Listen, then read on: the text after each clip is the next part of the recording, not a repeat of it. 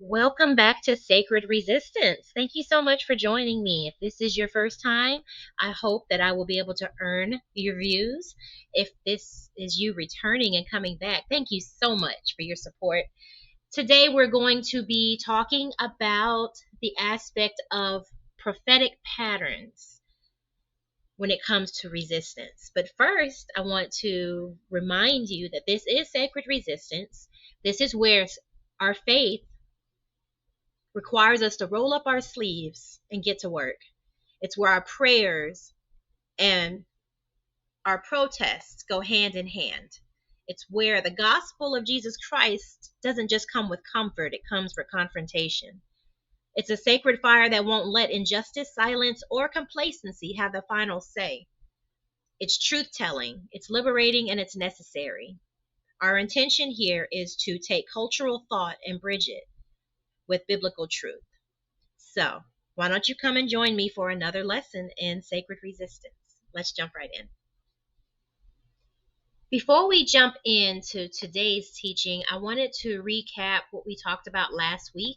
The video is up here on the channel if you want to go back and take a look at it. Last week we talked about marginalization, specifically because on my personal level, I never truly understood what marginalization was. I assumed it meant the same things as other words like disenfranchisement or oppression even. Like, I never took the time to truly understand the differences between these words. And I was able to come across an example that made it so very simple to understand what marginalization has always been. If you'll take a look here at this image, marginalization is being pushed to the headers, footers, corners, and sides of society and expected to stay there. And that's exactly what it means. What we talked about in last week's teaching is that who resides in the United States and other countries, some seemingly, is a dominant group of people who want to maintain power. And in this country, that is white, straight, wealthy men. Amazingly enough, people of the same demographic, but without the resources, tend to think that they still reap some of the privileges that that dominant group that hopes to hoard power, they think that they have access to it. But I think what we're learning in the FAFO of the United States of America as a U.S. turns in 2025, I think that I think they are learning the truth that skin color or not, kind of like we say skin folk ain't kin folk. Well, y'all poor white folks are not a part of that center page group of people. And that's just the reality of what it is. And now y'all are actually finding that out after putting us in this situation to begin with. But as we're going to talk about today, history repeats itself. It's cyclic, right? It goes in and out of cycles. You can recognize the patterns of how it's going to web in and out, bob and weave even some. So that's what we're going to talk about today. But I wanted to recap exactly what that looks like for us to talk about marginalization. So all of us other communities considered other that are pushed to the corners and the edges of society and expected to stay there, kind of like a secondary thought, an afterthought, a header or footer, something that's not that important, but it's still there. In reality, if you think about it from an academic perspective, those footers, even in the Bible, when you're reading and studying your Bible, those footers can make a world of a difference. The things that we write in the margins, the revelations that we receive, and the understandings that we gain during light bulb moments, they tend to happen on the margins and the headers and the footers of the page. So think about how that relates to society and all of the benefits that come from those that are pushed into the sides and the margins. Just think about it.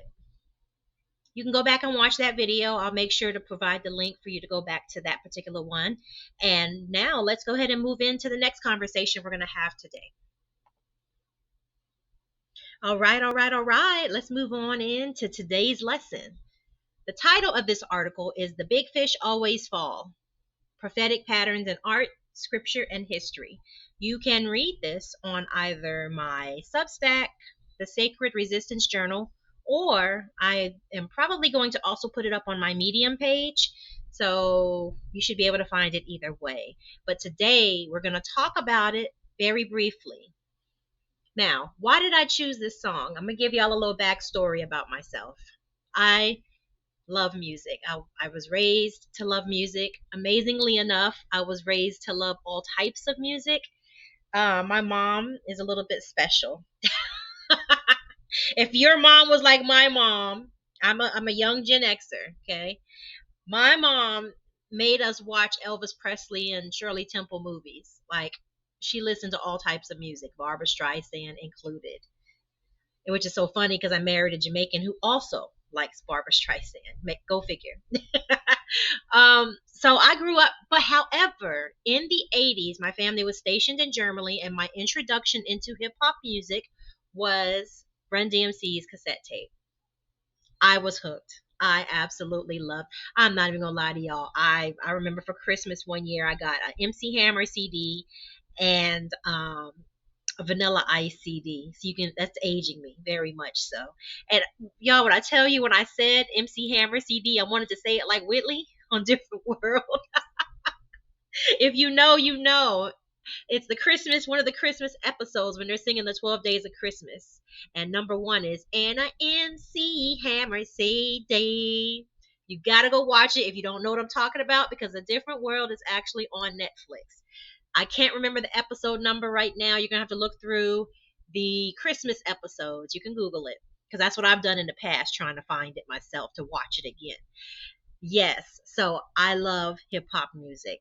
My top 5 would definitely include Jay-Z, Kendrick Lamar, Andre 3000, Tupac, and I'd have to think about that fourth one because I can't fit everyone else I want to fit into that fifth spot. I think I said 4. So that fifth spot is kind of difficult, you know. But those would definitely be my top tops who I just listed to you. Um, I guess I would be battling between Lil Wayne, T.I. I actually love L Cool J, Lady Love. So yeah, that's the type of music I'm talking about. Anyway, I was not introduced to reggae music officially until I married my husband, and that was 8 years ago. Look, I'm the woman in the relationship. I'm supposed to know the answer to this. No, but seriously, I had heard reggae music. I never, again, I wasn't around it. You know, he was amazed that I lived in Atlanta for 12 years and never truly connected with or came across uh, the Caribbean community. And I was very much so in my own world when I lived in Atlanta, very much. And I was very deep in my church at the time. So anything outside of that was pretty much like, for me, in the margins. So I didn't truly connect with loving Bob Marley until after I started dating my husband. And boy, boy, oh boy, oh boy, can I tell you, I fell in love. I fell in love. At first, because, you know, it gives you a sense of peace and calm. The vibe is just strong, right? But when you really start to listen to the lyrics, just like when you listen to certain lyricists, they begin to feed your soul in a way that uh, some others cannot. So, Bob Marley, Robert Nesta Marley, is definitely one of my favorite artists, and I love listening to him. And I want us to today utilize one of his songs called Guiltiness. And the reason why this song is because some random moment, a random thought dropped in my head the other day. The phrase, woe to the downpressors. And it's funny because when I thought it, of course, I started hearing the song Guiltiness in my head, which was what was played at the beginning of this video. But on the other hand, I also thought about the Bob Marley One Love movie. The scene where he was working through his song lyrics and Rita Marley comes in and she's looking through his notes And she reads, "Woe to the downpressors, they'll eat their bread of sorrow." And she's like, hmm. And he's like, well, what's the problem? I'm paraphrasing, y'all. And she's like, well, sounds like you're vexed. And I know where she was coming from when she said that, because her intention was like, okay, I know these things have happened to you and I know what you're going through, but don't let that trauma become the identity of your legacy, of who you are, what you put out into the world, which he still created that song. He still used the lyrics, and it's still very much so powerful. Why? Because it had a sense of prophetic leaning to it. And that's what we're going to talk about today: how art and history can bridge biblical truth to seem very much so prophetic. There are two ways that one can be prophetic in this world. The first one is that you actually hear from God. The second one is that you're able to recognize patterns. On the other app, the clock app, where I have definitely I've seen some videos of people talking about this, people that are very deep into history. They will say, hey, we know what's coming, y'all need to be prepared. If y'all don't know what's coming, we're telling you, you need to be prepared. A lot of times in these videos, they don't actually break it down and tell you what they're talking about, right? So then you're left to assume, are they talking about the mustache guy and what happened with him? Like, what are we talking about here? So I just want to reiterate to y'all that either they're hearing from God directly or they're able to recognize the patterns that are happening. I want you to think about this quote. These are the big fish who always try to eat down the small fish. And if you look at the next part, they would do anything to materialize their every wish. Does that not sound relevant to as the United States turns 2025? Y'all. Does it not? I giggle or laugh to keep from crying, because I can't believe we're here. But again, paying attention to the cycles, paying attention to the patterns, we were inevitably going to end up here, and we will inevitably be victorious. But my question in my heart, I'm going to be transparent with y'all, is how long is that going to take? Because the Israelites were in oppression for over 400 years. How long were Africans, West Africans, brought to the Americas and enslaved? These are the type of things that I'm thinking about. Like, how long, right? There's no way that we could know that, right? We don't have that bird's eye view to be able to see exactly what's ahead.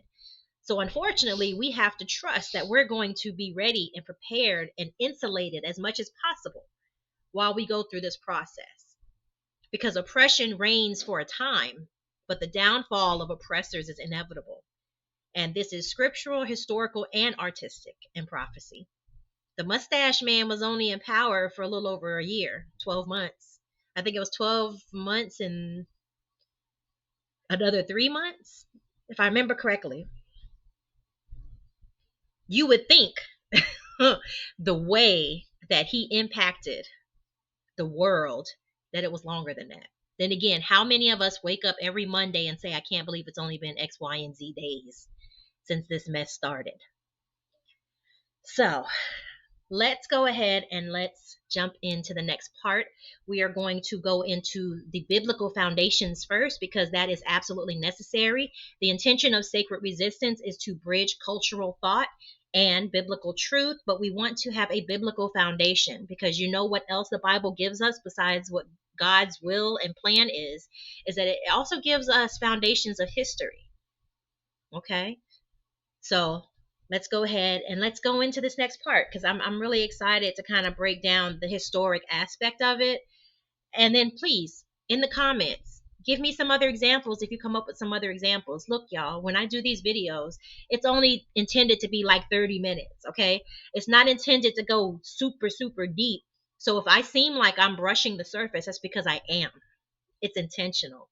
We don't have time for me to be doing whole dissertations every week on YouTube. So y'all bring your part to it. As long as it's productive and uplifting and empowering, I am happy to interact with you in the comments. Now, I want y'all to know now, if you follow me on any other app, I'm going to remind you, I'm not here for the foolishness. So you will be blocked expeditiously. Okay? Let's move on to the next section. The biblical pattern of the oppressor's fall. If you take a look here, we have some scriptures. Obviously, the Bible is way longer than these 4 scriptures, and there are way more examples. Again, like I said before, we are here for a limited amount of time, so I'm just kick-starting your interest in this topic.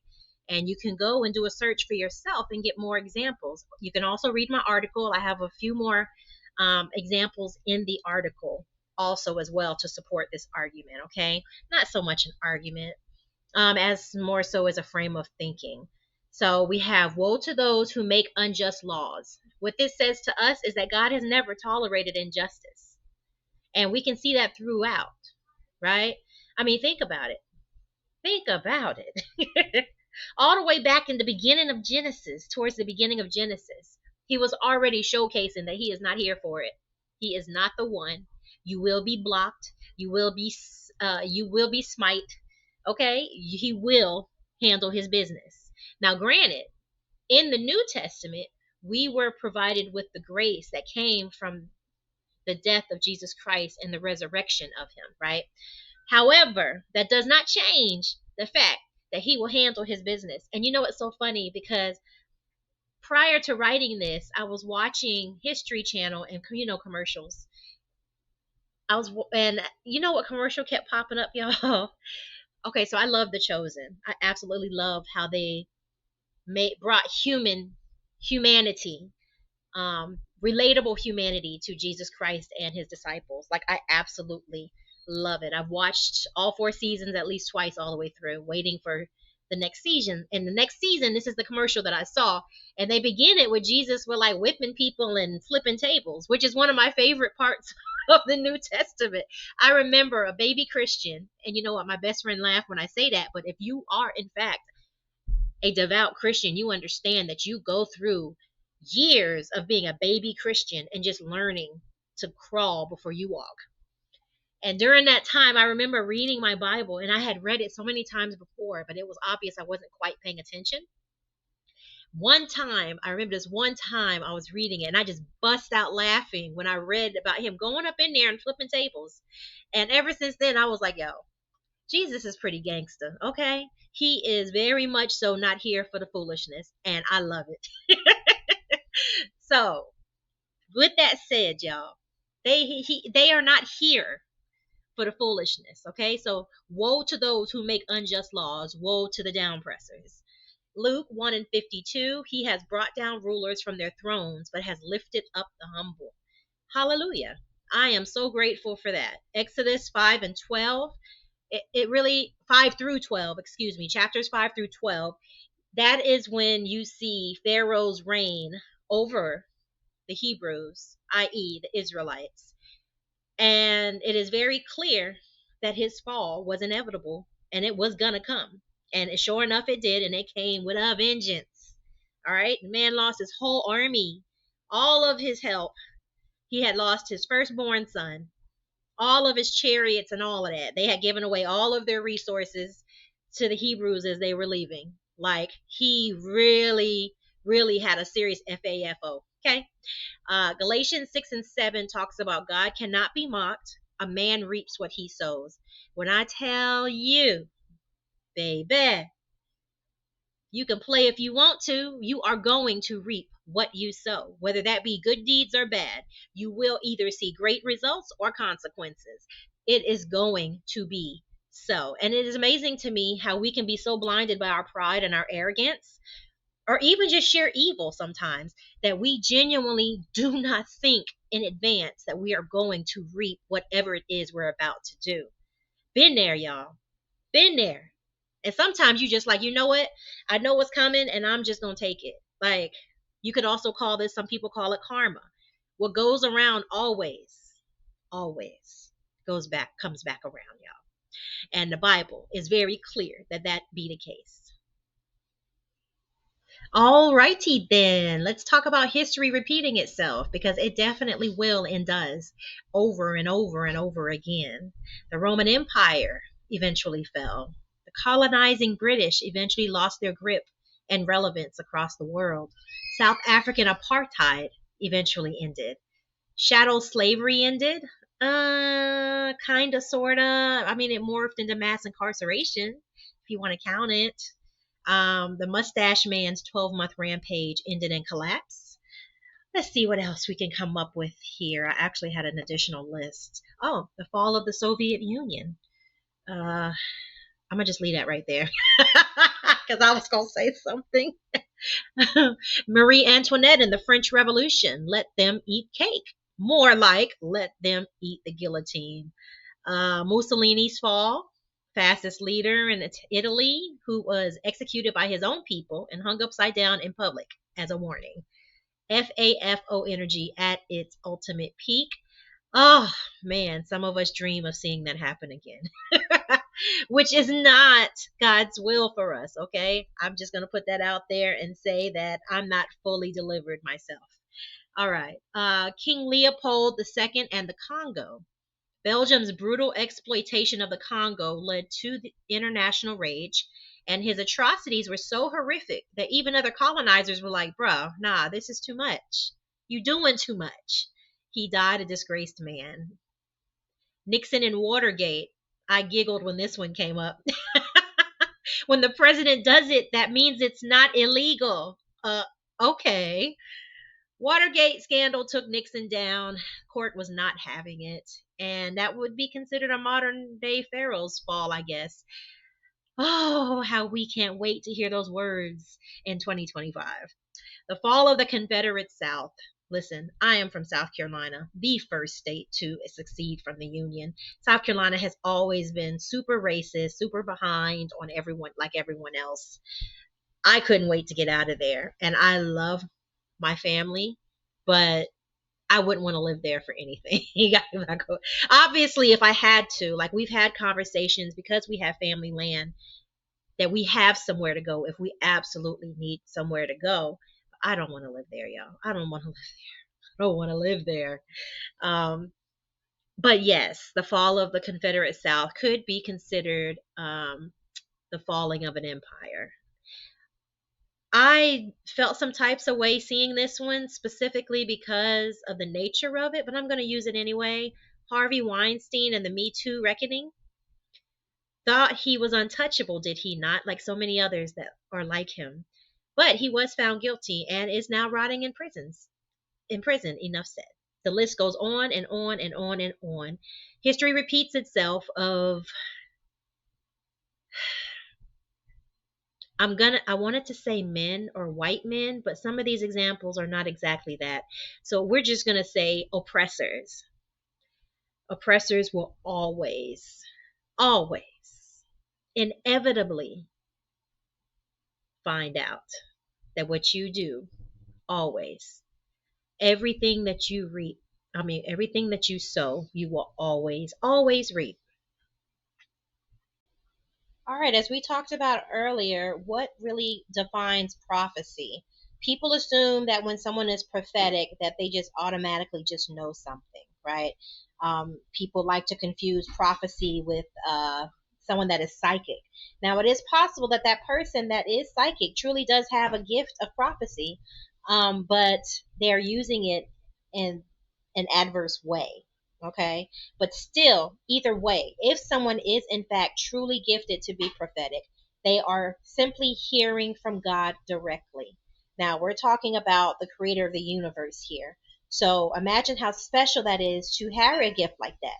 That doesn't make you better than anyone else. And we're not going to get into ministry roles and those called to be prophets and so forth. We're not going that deep, remember? But on the surface, let's just remember that prophecy is number one and first and foremost someone that hears directly from God.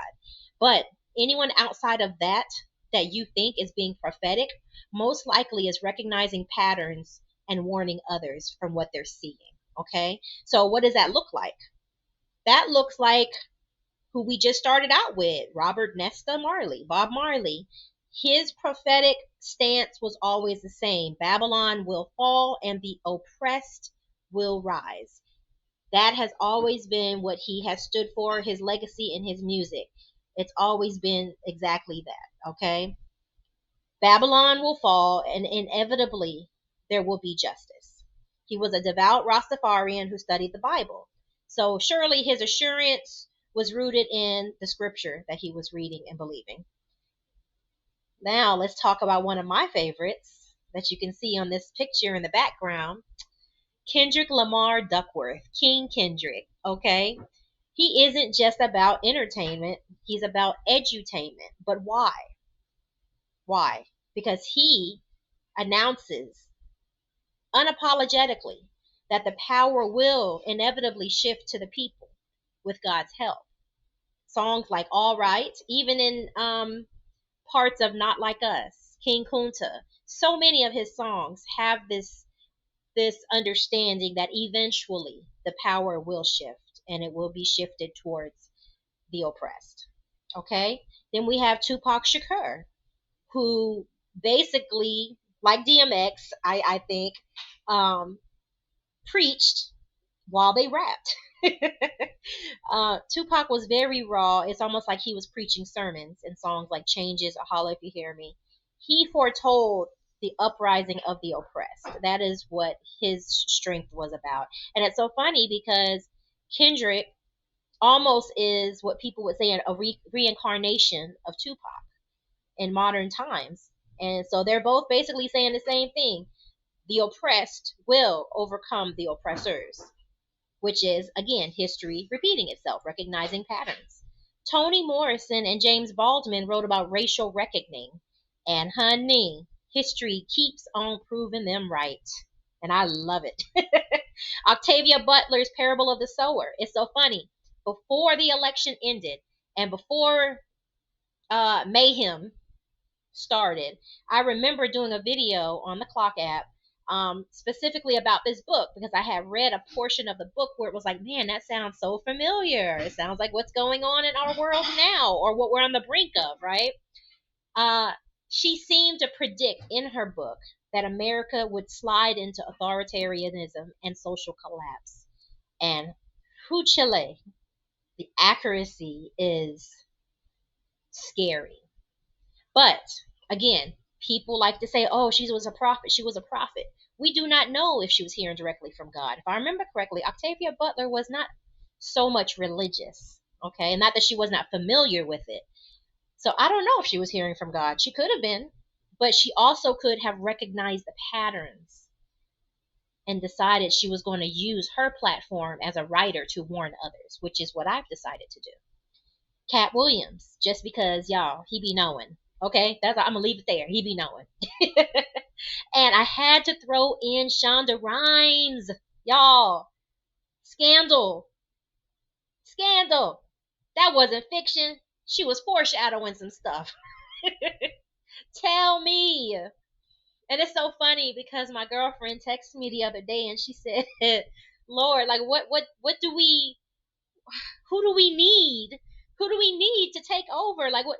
Because obviously it's kind of like, okay, obviously we're gonna need a blonde hair, blue eyed, tall, presidently looking white man to win on our behalf because it's obvious that this country is nowhere near ready to put an other in office. And my response was simple: Fitzgerald Grant. How about a perfect combination of Fitzgerald Grant married to Olivia Pope? I am here for it. Okay. But yes, Shonda Rhimes had to be added to this because the way she portrayed our politics and scandal, it has been eerily on point. History is prophecy through both biblical and academic context, and art mirrors those same prophetic warnings. Who knows? Maybe some artists really are receiving divine downloads on how to interpret these patterns, and maybe they've just studied history. Maybe they've just paid attention more than others. Maybe it's a combination of things. Either way, art definitely mirrors and reflects what we either are seeing in society, has seen in society, or will see in society. And that's not me trying to be fake deep, y'all. I just think it's just pretty amazing. I think it is deep to a certain extent. You tell me what you think in the comments. Thank you all so much for hanging there with me. This is the end of this session. I like doing it this way. One, because I'm not worried about how I'm looking on camera. I'm not worried about trying to make sure I got the proper lighting and whatnot. Not that I don't know how to do those things. So I think I may alternate between doing them like this, presentation style, and doing them as a talking head sitting in front of the camera. That way that we have some variety to the teaching, to keep you all engaged. But please let me know what you think in the comments. As we close out this session about the big fish falling, I want you all to remember a few things, okay?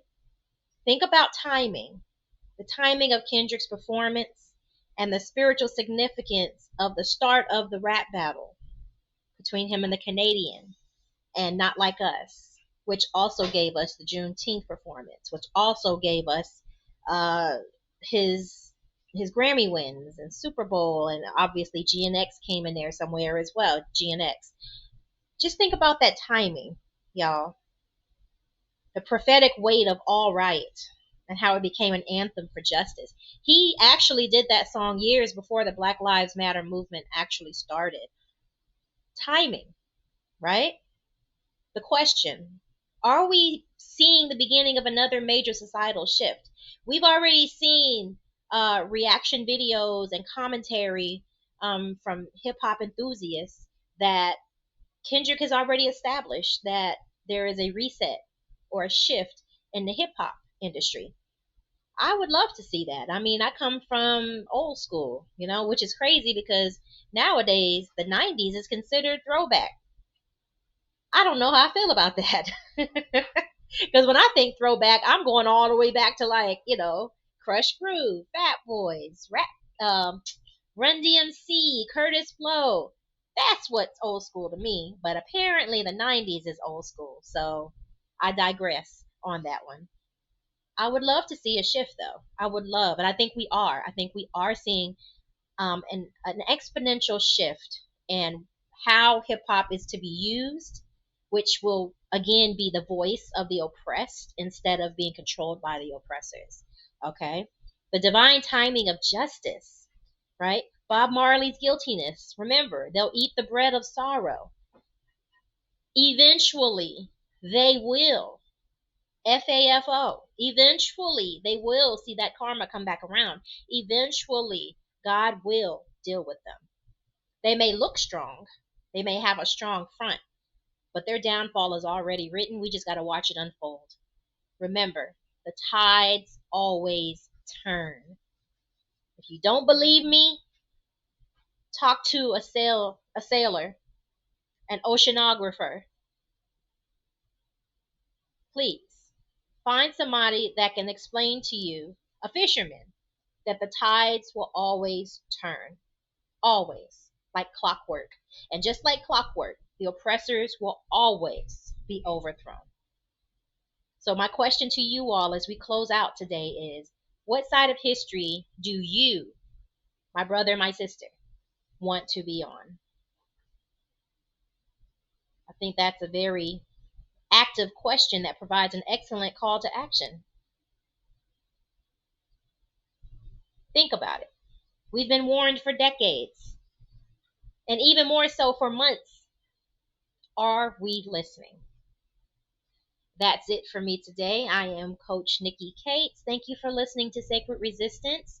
If you want to read the article, you can find me on Substack at Coach Nikki Cates, and you can subscribe to the Sacred Resistance Journal, where I'll be posting these articles as well as these videos. And if you subscribe for free or paid, you will get emails letting you know, newsletters, they say, as they call them, newsletters letting you know when new content is uploaded or provided. Thank you so much for your support. Please, please, please like, share, subscribe, and leave me some comments. Give me something else to think about. Add something to the conversation. And I will see y'all next week.